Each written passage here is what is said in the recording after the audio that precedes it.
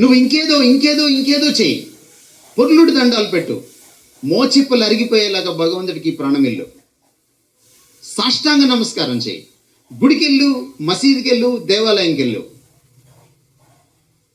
But you can't understand God. నా భగవద్గీతలో ఒక శ్లోకం మీకోసం నేను చదువుతున్నాను. 11వ అధ్యాయం 53వ వచనం. నా అహం న వేదేరా నా తపస్ న ధనేన నా సజ్జాయ శక్య ఏవం విదో దృష్టవం అసిమాం యత. నువ్వు ఏమైనా చెయ్యి, తపస్సులు చెయ్యి, దాన ధర్మాలు చెయ్యి, వేదాలు చదువు, నా వేదేరా, నువ్వు వేదాలు చదువు, మత గ్రంథాలు చదువు, పుణ్యకార్యాలు చెయ్యి, తలకిందులుగా తపస్సు చేయి, నువ్వు భగవంతుడిని సాక్షాత్కారం చేసుకోలేవు.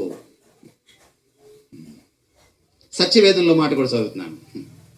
ఎవడు ఎప్పుడు దేవుణ్ణి చూచి ఉండలేదు.